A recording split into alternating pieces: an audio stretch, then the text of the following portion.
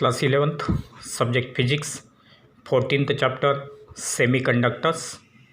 From this chapter, let us see the different types of resistances, that is static or DC resistance and dynamic or AC resistance.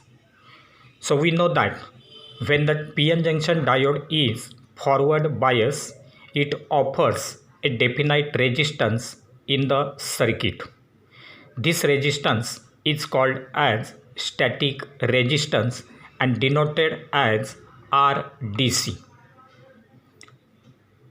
The ratio of DC voltage across the diode to the DC current flowing through that diode at a particular voltage is called as static resistance, that is RDC. The ratio of DC voltage across the diode to the DC current flowing through that diode at a particular voltage is called as the static resistance RDC, and it is given as RDC equal to phi upon I. That is, the static resistance RDC is the ratio of DC voltage to the DC current flowing through that given PN junction diode. Now let us see the dynamic or AC resistance. The ratio of change in voltage to the change in current is called as dynamic resistance, denoted by RAC. The ratio of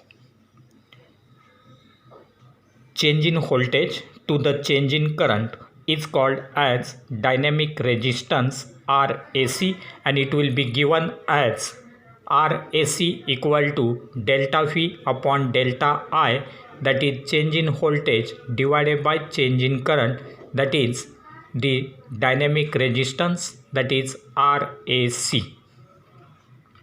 Then if you plot the graph of current I against voltage phi, if we plot the graph of current I against voltage phi in case of a forward bias PN junction diode, then the variation of current with voltage is as shown. For smaller voltages, the current will be almost zero. After a particular voltage, that current will go on increasing. And therefore, if you consider any particular voltage phi for which particular current is I, and if we take the ratio of phi and I, then we will get RDC, that is equal to phi by I. So at a particular voltage, if you consider this current and if you take the ratio phi by I, then that resistance will be the static resistance, that is RDC.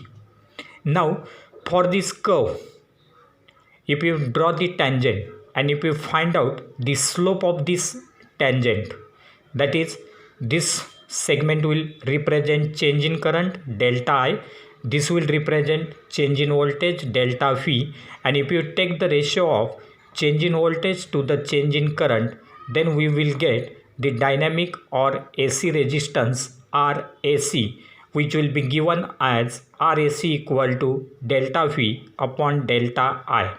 So at a particular voltage, if we find out the resistance, then it will give rise to static resistance, and if you take the ratio of change in voltage to the change in current, then we will get the dynamic or AC resistance. Now let us see the next point, that will be advantages of semiconductor devices. If you consider the semiconductor devices, then there are some of the advantages of these semiconducting devices. Let us see these advantages one by one. First advantage will be electronic properties of semiconductors can be controlled to fulfill our requirements. So in case of semiconductor devices, the electronic properties of the semiconductors can be controlled to fulfill our requirements. Second advantage is The semiconductor devices are smaller in size and light in weight. Semiconductor devices are smaller in size and light in weight. Third advantage is semiconductor devices can be operated with smaller voltages and less current. Semiconductor devices can be operated with smaller voltages and low current. Fourth advantage is no heating effect occurs in case of semiconducting devices. No heating effect occurs in semiconducting devices. Fifth advantage is if you consider these semiconductor devices, then these devices are having faster speed of operation due to smaller size. Semiconductor devices are having faster speed of operation due to smaller size. Sixth advantage is the fabrication of ICs is possible with the help of semiconductor devices. So fabrication of ICs, that is integrated circuits, is possible with the help of semiconductor devices. So these are some of the advantages of these semiconductor devices. Similarly, these semiconductor devices will be having some of the disadvantages. So let us see the disadvantages of these semiconductor devices. Now, what are the disadvantages of these semiconductor devices? First disadvantage will be that semiconductor devices are sensitive to electrostatic charges. Semiconductor devices are sensitive to electrostatic charges. Second advantage will be that is disadvantage will be that not very useful for controlling high power. So these semiconductor devices are not very useful for controlling high power. Third disadvantage will be that these semiconductor devices are sensitive for radiation. These semiconductor devices are sensitive for radiation. Fourth disadvantage will be semiconductor devices are sensitive to fluctuation in temperature. Semiconductor devices are sensitive to the fluctuations in temperature, that is changes in temperature. Fifth disadvantage will be that the semiconductor devices need controlled conditions for their manufacturing. So while manufacturing the semiconductor devices, these devices need controlled conditions for the fabrication, that is for preparing these semiconductor devices. Similarly, sixth disadvantage will be that very few materials are semiconductor. So all the materials will not act as semiconductor, but these semiconducting materials are few in number. And now if you consider an ideal diode, then for the ideal diode the IV characteristics are as shown.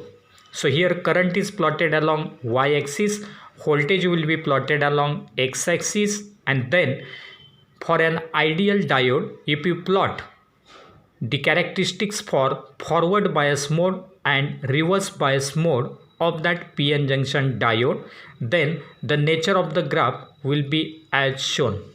Along the current axis, sudden there will be increase in the current when that diode is forward bias. But when that diode is reverse bias, only voltage will increase, there will be no change in the current, and this IV characteristics will be shown only by an ideal diode. And therefore we can say that an ideal diode will offer zero resistance when it is forward bias. As here resistance is zero, there will be sudden increase in the current, and therefore we can say that when the diode is forward bias at that time it will offer zero resistance to the flow of current, and it will offer infinite resistance when it is reverse bias, because when infinite resistance is offered, when that diode is reverse bias, at that time no current will pass through that diode, and therefore we can say that when the PN junction diode is forward bias, it will offer zero resistance, and when it is reverse bias, it will offer infinite resistance. And therefore the IV characteristics for ideal PN junction diode will be as shown. Now let us see some of the applications of diode and the semiconductor devices. Now what are the applications, what are the uses of diode as well as semiconductor devices? Let us see these applications. So first application is solar cell. Solar cell is the device which converts light energy into electric energy. First application is solar cell, and it is the device which converts light energy into electric energy. It is useful to produce electricity in remote areas and also for providing electricity to the satellites, space probes, as well as the space stations. So the solar cell is useful to produce electricity in remote areas, and also it will provide the electricity to the satellites, space probes, as well as space stations. Second application is photoresistor. So photoresistor changes its resistance when light is incident on it. Photoresistor, that is the second application, which changes its resistance when light is incident on it. Third application is bipolar junction transistor. Bipolar junction transistor, and these transistors are the devices with two junctions and three terminals. These are the devices which are having two junctions, that is two PN junctions and three terminals. A transistor can be NPN or PNP transistor. So NPN or PNP transistor will be the bipolar junction transistors. So in case of PNP transistor, two junctions will be again there and two terminals will be negative. At the center there will be positive. Again in case of PNP transistor, two terminals will be positive, middle will be negative, that so that it will give rise to NPN transistor as well as PNP transistor. Fourth use is photodiode. Photodiode. The photodiode conducts when illuminated with light. So photodiode will conduct current when light is allowed to incident on it or when it is illuminated with light. Fifth application is LED, LED, that is light emitting diode. Light emitting diode. So light emitting diode is the device which emits light when current passes through it. When current is passed through the light emitting diode, at that time it will emit light. They consume less power. LED consume, that is uses less power. They are smaller in size and they have longer life, and also they are cheap. So the LED, that is light emitting diode, consume less power. They are smaller in size they have longer life, and they are cheap. Sixth application will be solid state laser. Solid state laser. The solid state laser emits light of specific frequency. Laser will emit light of specific frequency, and it is small in size and consumes less power. It is also small in size and consumes less power. Seventh application will be integrated circuits, that is ICs. Integrated circuits. It is the small device having hundreds of diodes and transistors performing the work of a large number of electronic circuits. So integrated circuits is a small device having hundreds of diodes and transistors, and which performs the work of, that is the function of, a large number of electronic circuits. These are the ICs, and these are some of the applications of diode and these semiconductor devices. And now let us see the next point, that is thermistors. What are the thermistors? Thermistors are nothing but these are the thermal resistors. That means when there is change in temperature, there will be change in resistance. That is, the thermistor is the temperature sensitive resistor.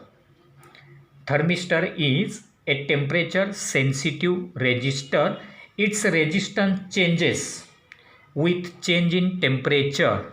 The resistance of these thermistors will change with change in temperature. That is, when the body temperature of that thermistor changes, at that time there will be change in its resistance. Now there are two types of thermistors. First one is negative temperature coefficient thermistor, that is NTC, negative temperature coefficient. Second one is positive temperature coefficient, that is PTC. And so negative temperature coefficient of resistance and positive temperature coefficient of resistance, that is NTC and PTC, are the two types of thermistors. So resistance of NTC thermistor, in case of negative temperature coefficient of resistance, that is NTC, the resistance of NTC thermistor decreases with increase in temperature. So as there is increase in temperature, there will be decrease in the resistance of NTC thermistor. Then these NTC thermistors are used as temperature sensors and the temperature control circuits. So in case of temperature sensors and temperature control circuits, NTCs are used. Resistance of PTC thermistor increases with increase in its temperature.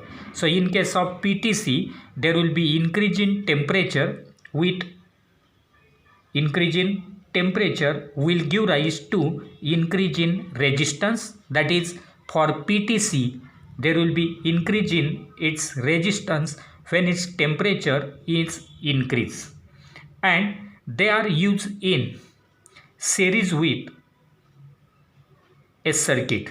So in series with a circuit, these thermistors, that is PTC, are used. Similarly, they are used as the reusable fuse to limit the current. So the fuse which can be reused, like that, it will be reusable fuse, and therefore PTC will be used as the reusable fuse to limit the current. Then the thermistors are made up from thermally sensitive metal oxide semiconductors. The material used for the preparation of the thermistors is metal oxide semiconductors. They are very sensitive to change in temperature. So due to very small change in temperature, there will be large change in its resistance, and therefore we can say that the thermistors are very sensitive to change in temperature. The thermistors can measure temperature variation of small area due to their small size. As the size of these thermistors is again compact, it is very small, and therefore it will measure temperature variation of only small area or small region due to their small size. So this will be regarding the thermistors, NTC as well as PTC.